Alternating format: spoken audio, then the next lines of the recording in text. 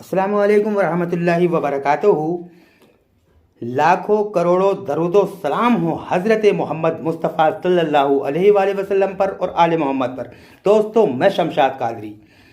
बनी इसराइल में एक शख्स था, उसने 99 कत्ल किए थे।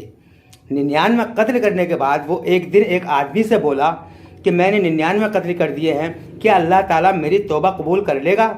क्या मेरी बख्शिश कर देगा? अल्लाह ताला के यहाँ मेरी तौबा कबूल हो सकती है? उस आदमी ने कहा, अरे तू तो बहुत बड़ा जालिम है, तू तो बहुत बड़ा बदमाश है, तूने 99 कत्ल कर दिया, अल्लाह ताला तुझे कैसे माफ़ कर देगा? उसकी उस बात पर गुस्सा आया कि इसने मुझे इतने तंजिया अल्फाज में कहा है कि तुझे माफ़ नहीं कर सकता। उसने सोचा 99 है, एक और सही। उसने निकाली तलवार और उसका भी कत्ल कर दिया। उसने 100 कत्ल पूरे कर दिए। उसके बाद में वो एक मौलवी साहब के पास जाता है और कहता है कि मौलाना साहब, मैंने 100 कत्ल कर दिए हैं, क्या अल्लाह रब्बुल इज़्ज़त मुझे माफ़ कर सकता है, मेरी तौबा कबूल कर सकता है? मौलाना साहब ने कहा कि अल्लाह बहुत बड़ा गफूर रहीम है, वो बड़ा रहीम है, बड़ा करीम है, वो चाहे तो बड़े से बड़े गुनाहगार को माफ़ कर सकता है, लिहाजा तुम्हारी भी तौबा कबूल कर सकता है। तो बोला कि फिर मेरी तौबा कबूल कैसे होगी? उन्होंने कहा कि तुम नेक लोगों की सोहबत में जाओ और उन नेक लोगों की सोहबत में बैठो, अल्लाह ताला से सच्चे दिल से तौबा करो, इंशाअल्लाह अल्लाह तुम्हें माफ़ कर देगा। लिहाजा वो अपने घर से निकलता है नेक लोगों को तलाश करने के लिए। तो किसी ने बताया कि फला जगह तुझे अल्लाह के बंदे, नेक, बुजुर्ग, मुत्तकी, परहेजगार लोग मिलेंगे, तो उनकी सोहबत में चला जा। वो जा रहा था, रास्ते में इत्तफाक से क्या हुआ, अल्लाह का करना था कि उसकी मौत हो जाती है। रास्ते में वो मर गया। अब उसके मरने के बाद में उसकी लाश पर, उसके जनाजे पर 2 तरह के फरिश्ते आते हैं, एक जन्नत के फरिश्ते और एक जहन्नम के फरिश्ते।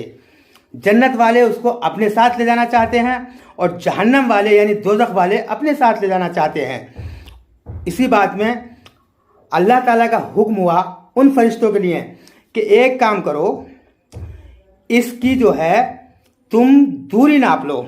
यानी जब वो फरिश्ते जन्नत वाले अपनी तरफ को खींचना चाहते हैं, दोज़ख वाले अपनी तरफ को खींचना चाहते हैं, तो जन्नत वाले फरिश्ते कहते हैं कि इस पर हमारा हक है, क्योंकि घर से ये तौबा करने के इरादे से निकला, यानी नेक काम करने के इरादे से निकला।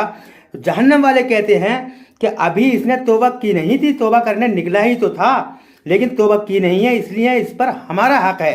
अल्लाह ताला का हुक्म हुआ कि जहाँ पर ये इसका जनाजा, इसकी लाश रखी हुई है, इस जगह से दूरी नाप लो। अगर इसके घर की दूरी करीब है तो जहन्नम वाले फरिश्ते ले जाएंगे, और नेक लोगों वाली दूरी करीब है तो इसको जन्नत वाले फरिश्ते ले जाएंगे। जब ज़मीन को नापा गया दोस्तों, तो उससे उसके घर की दूरी करीब थी, लेकिन अल्लाह रब्बुल इज़्ज़त ने ज़मीन को हुक्म दिया कि ज़मीन तू फैल जा। जो उसके घर की तरफ रास्ता जाता था, अल्लाह ताला ने हुक्म दिया कि ज़मीन तू फैल जा, और जो रास्ता नेक लोगों की तरफ को जाता था, उस ज़मीन को हुक्म दिया कि तू सुकड़ जा। लिहाजा वो सुकड़ गई, और जब नापी गई तो वो नेक लोगों वाली जो जगह थी वो कम हुई, और अल्लाह ताला ने उसको बख्श दिया। अल्लाह ताला ने फरमाया कि मैंने इसको इबरत के तौर पर, यानी एक सबक के तौर पर मैंने इसको बख्श दिया, ताकि कल को आने वाले लोग, आने वाली उम्मतें मुझसे तौबा करें और वो तौबा करने के लिए मुझसे उम्मीद रखें कि मैं माफ़ कर दूंगा।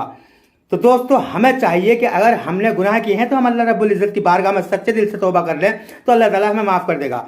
अल्लाह रब्बुल इज़्ज़त ने 100 कत्ल करने वाले को तौबा के इरादे से घर से निकला, अभी तौबा की भी नहीं थी, तौबा के इरादे से घर से निकला, लेकिन अल्लाह ताला ने अपनी रहमत से माफ़ कर दिया। अल्लाह बड़ा गफूर रहीम है, अल्लाह चाहे तो वह हमें भी माफ़ कर सकता है, बड़े बड़े गुनाहगार को माफ़ कर देगा। दोस्तों, अल्लाह ताला फरमाता है कि मुझे तौबा पसंद है। अगर हमने गुनाह किए हैं तो हम सच्चे दिल से अल्लाह रब्बुल इज़्ज़त की बारगाह में तौबा कर लें तो अल्लाह ताला हमें माफ़ कर देगा। दोस्तों, एक बार हज़रत ईसा अलैहिस्सलाम कहीं जा रहे थे, उन्हें रास्ते में इबलीस मिला जो इंसानी शक्ल में था, और उसने 4 गधों पर कुछ सामान लादा हुआ था। हज़रत ईसा अलैहिस्सलाम ने उससे कहा कि तू कौन है? उसने कहा मैं इबलीस हूँ, शैतान हूँ। तो ईसा अलैहिस्सलाम ने कहा कि तूने इन गधों पर क्या लादा हुआ है? इबलीस ने कहा कि मैंने इन पर तिजारत का सामान लादा हुआ है। हज़रत ईसा अलैहिस्सलाम ने कहा कि अच्छा, पहले गधे पर क्या है? तो उसने कहा कि मेरे पहले गधे पर जुल्म है, पहले गधे पर जुल्म है। हज़रत ईसा अलैहिस्सलाम ने कहा कि इसको कौन खरीदेगा?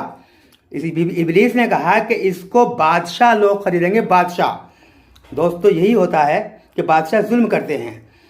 दूसरे गधे के बारे में हजरत ईसा अलैहिस्सलाम ने पूछा कि इस पर क्या है, तो उसने कहा कि इस पर हसद है। ईसा अलैहिस्सलाम ने कहा इसको कौन खरीदेगा? उसने कहा कि इसको आलिम खरीदेंगे, आलिम। तीसरे गधे पर हजरत ईसा अलैहिस्सलाम ने पूछा कि इस पर क्या है, तो उस इबलीस ने कहा कि इस पर खयानत है, खयानत। कि इसको कौन खरीदेगा? बोले इसको ताजिर लोग यानी व्यापारी लोग, तिजारती लोग जो तिजारत करते हैं, व्यापार करते हैं, वो खरीदेंगे। और हजरत ईसा अलैहिस्सलाम ने उससे पूछा कि चौथे गधे पर क्या है, तो उसने कहा कि चौथे गधे पर मकरो फरेब है। कि इसको कौन खरीदेगा? शैतान ने कहा इसको औरतें खरीदेंगी। दोस्तों आज हम यही देखते हैं कि यही होता है कि जुल्म बादशाह लोगों ने खरीदा, बादशाह अपनी रियाया पर जुल्म करते हैं, आज देख रहे हैं हम। और हसद, इसको आलिम खरीदेंगे, शैतान ने कहा। तो आलिम लोगों के अंदर भी हसद होता है। माज़अल्लाह मैं किसी आलिम की बुराई नहीं कर रहा, लेकिन ईसा अलैहिस्सलाम का वाक़या है। तो जैसे शैतान ने कहा कि आलिम हसद खरीदेंगे, आलिमों के अंदर हसद होता है, इसमें कोई शक नहीं है कि आलिम एक दूसरे आलिम को देखकर हसद करता है। खयानत यानी अमानत में खयानत, ताजिर लोग खरीदेंगे, व्यापारी लोग खरीदेंगे, वो आज यही हो रहा है, उनके पास खयानत है। और मकरो फरेब कि इसको औरतें खरीदेंगी, औरतों में वाकई मकरो फरेब होता है। अगर औरत वो चीज़ है कि अगर वफा पे आ जाए तो अपनी जान कुर्बान कर देती है, और बेवफाई पर आ जाए, मकरो फरेब पर आ जाए, तो वो दूसरे की जान ले भी सकती है। दोस्तों अगर मेरी वीडियो अच्छी लगी हो तो वीडियो को लाइक करें, शेयर करें, और मैं अपने नए आने वाले दोस्तों से गुजारिश करूंगा कि बराए करम चैनल को सब्सक्राइब करें। खुदा हाफिज।